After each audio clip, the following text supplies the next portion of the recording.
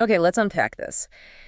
For most of us, our experience with the internet, it started with opening a browser, right? Typing in a web address, looking at pages, stuff designed for human eyes. Right.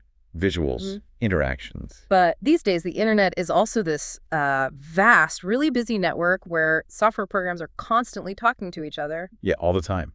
Sending data, triggering actions, accessing services behind the scenes. So how do they actually do that effectively, reliably, especially when you think about the massive scale of the web? That question, well, it gets us directly to APIs, application programming interfaces. APIs. Think of them as the essential contracts. They Mhm. let different pieces of software communicate, work together. And today we're doing a deep dive into probably the dominant architectural style for building these interfaces on the web, REST. That's right, REST. And we've pulled together some key material lecture notes, articles that give us a really structured way to think about it. So our mission in this deep dive is to take you through that material, kind of cut through the jargon, and pull out the absolute most important nuggets. Yeah, we want you to walk away understanding what REST is, fundamentally, why it matters, Mm. what makes an API truly follow its design principles. And maybe some practical ways to evaluate them too. It's all about giving you the essential knowledge, straight from this material. Makes sense. So let's maybe set the stage by thinking about that difference you mentioned earlier, Yeah. how we interact with the web versus how programs do. Right. As humans, we use browsers, we click links, fill out forms, interact with UIs, we visually navigate and process information. But when one program needs data or wants to tell another program to do something over the internet, well, that visual interface isn't helpful, not at all. They need a standardized way, right, a programmatic way to communicate. Exactly. And that's precisely what web APIs provide. So the API is that defined interface, that contract. Precisely. It outlines the services and application offers and how other applications can, consume them. It hides all the complex stuff, the implementation details, behind a clear, predictable pattern. The material mentions some older approaches too, things like Corba, SOAP, RPC. Yeah, it does touch on those. They serve their purpose, definitely. But often they came with complexity or maybe rigid structures that weren't quite ideal for the open, distributed nature of the internet as it grew. So mostly legacy now. Largely considered legacy technologies now, yes. Which brings us neatly to REST. REST, Representational State Transfer. And a really crucial point right from the start, emphasized heavily in the material, is that REST isn't a technology itself. It's not a specific piece of software you install. It's an architectural style. Exactly. A set of principles, a way of thinking about designing networked applications. It was introduced by Roy Fielding back in 2000 in his doctoral dissertation. That's the one. So it's been around a while, but its popularity has just, soared. Mhm. And why? The material suggests it's seen as more flexible, maybe simpler to learn and use compared to those older ways. That's a big part of it. Simpler, more flexible, and critically, this is huge. It's built directly on top of HTTP. The protocol the whole web already runs on. Right, so it leverages something ubiquitous. The core design principle behind REST is really facilitating strong decoupling between the client That's the program asking for something. and the server, the program providing the service or data. That separation is just fundamental if you want to build things that can scale, internet-wide. And it follows a pretty simple request-response pattern. Very straightforward. Client sends a request, server sends back a response.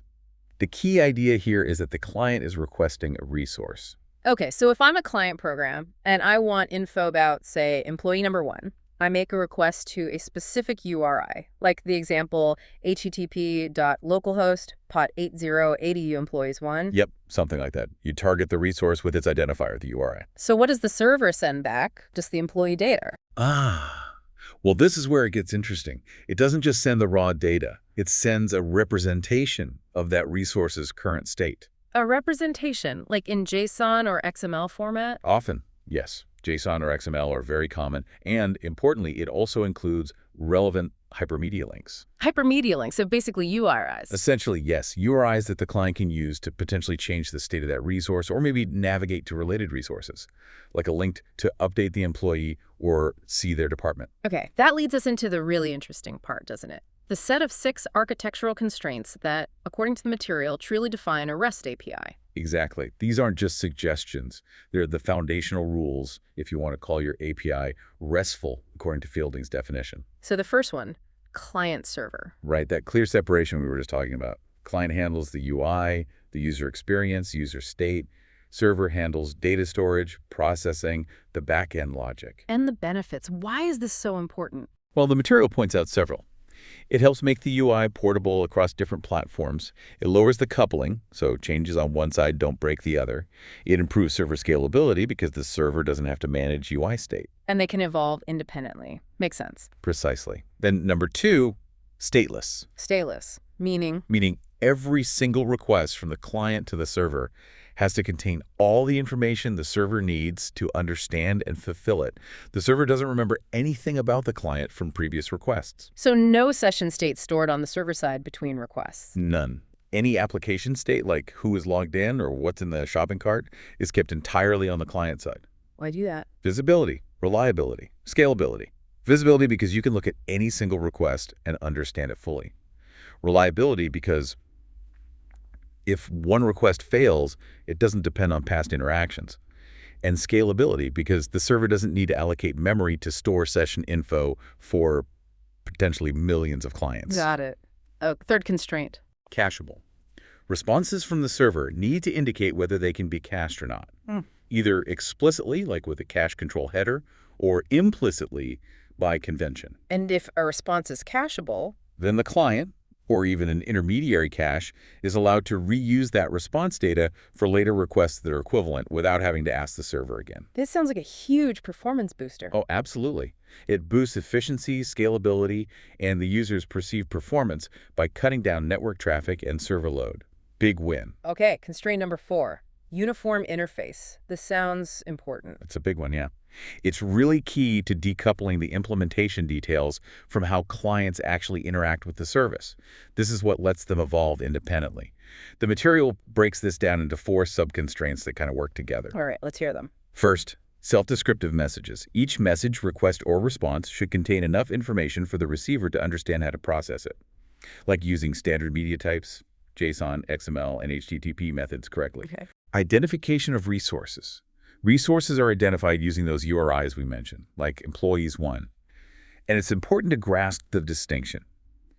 The resource on the server is a concept. It's separate from the representation of it, like the JSON data that gets sent to the client. Conceptual separation. Got it. Third sub-constraint. Resource manipulation through representations. This means if a client gets a representation of a resource, say the JSON for employee 1, that representation should contain enough information, perhaps implicitly through the media type or explicitly through links, to allow the client to figure out how to modify or even delete that resource's state on the server. Interesting. And the fourth one, this is the one you hear about a lot. Yes. Yeah. The 4th sub-constraint under uniform interface, often cited as the trickiest and maybe the defining characteristic of true REST, is hypermedia as the engine of application state. HDOS, or Yeah. HDOS as the material says. Exactly. HDOS. It's a fascinating concept. So what's the core idea? The idea is that a client application shouldn't need hard-coded knowledge of the API structure beyond an initial starting URI. Okay, so how does it find its way around? By following links. After hitting that initial URI, the client discovers all subsequent resources and available actions by following the hypermedia links provided by the server in the responses it gets. So the server tells the client what it can do next. Dynamically, yes. The server guides the client. You don't need separate documentation listing all the possible endpoints and actions beforehand. The API becomes discoverable. The material uses the analogy of a human browsing a website. It's a great analogy. You start at the homepage URL, right? But you find everything else, product pages, contact forms, your shopping cart, by clicking the links on the pages themselves. You don't need a pre-printed sitemap. That makes sense. It's dynamic discovery driven by the server's responses. Okay, 5th constraint. Layered system. This means the architecture can be made up of multiple layers, like a hierarchy. A component in one layer, say the client, only interacts with the layer immediately below it.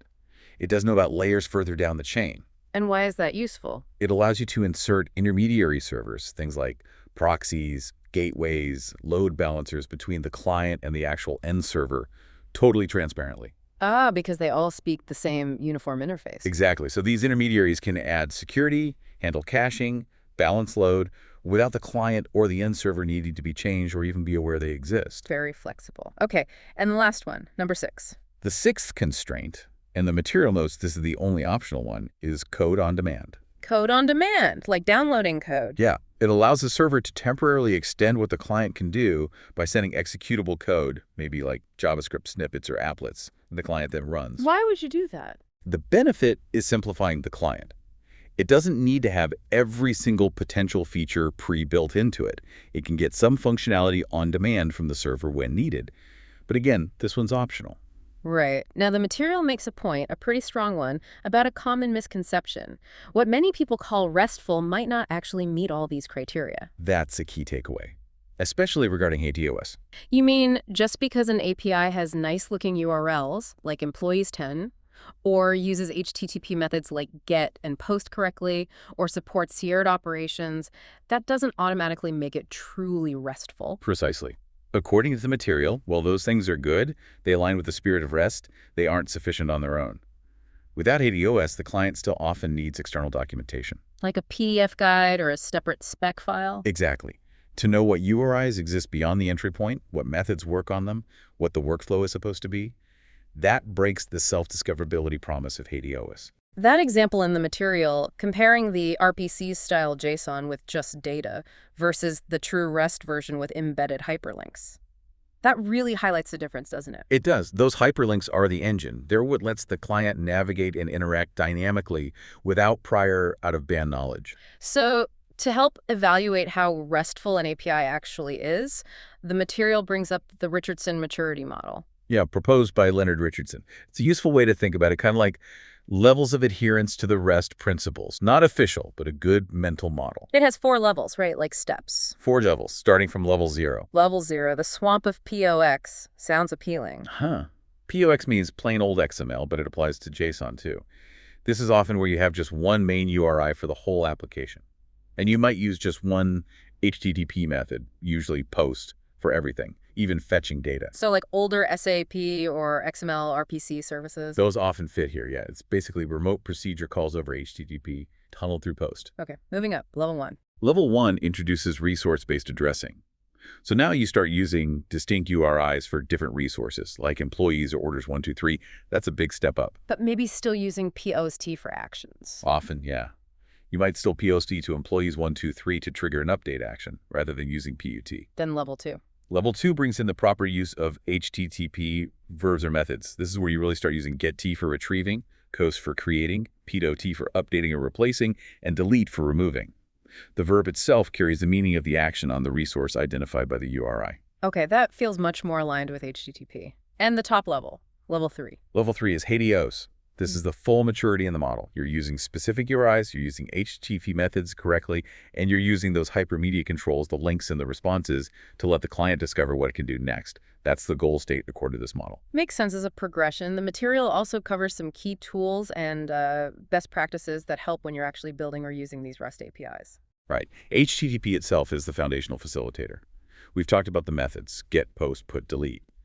But REST APIs also rely heavily on HTTP status codes. Like 200 OK for success. Exactly. And the 400 range for client errors, like 40 not found, 400 bad request, 401 unauthorized, and the 500 range for server errors, like 500 internal server error.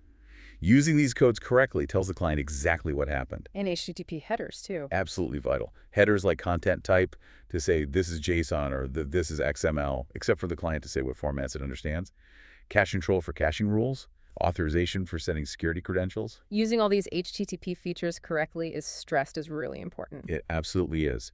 Then there's JSON JavaScript object notation. It's become the standard data format for most web APIs. Lightweight, human-readable, easy for machines to parse. And the material mentioned HAL. HAL. Yeah, Hypertext Application Language. It's one specific standard, a convention really, for structuring your JSON or XML responses to include those HTTPS links and relations in a predictable way. It helps implement level 3. Okay, so pulling it all together, what are some of the key best practices the material highlights? Well, use the correct HTTP methods, headers, and status codes like we just discussed.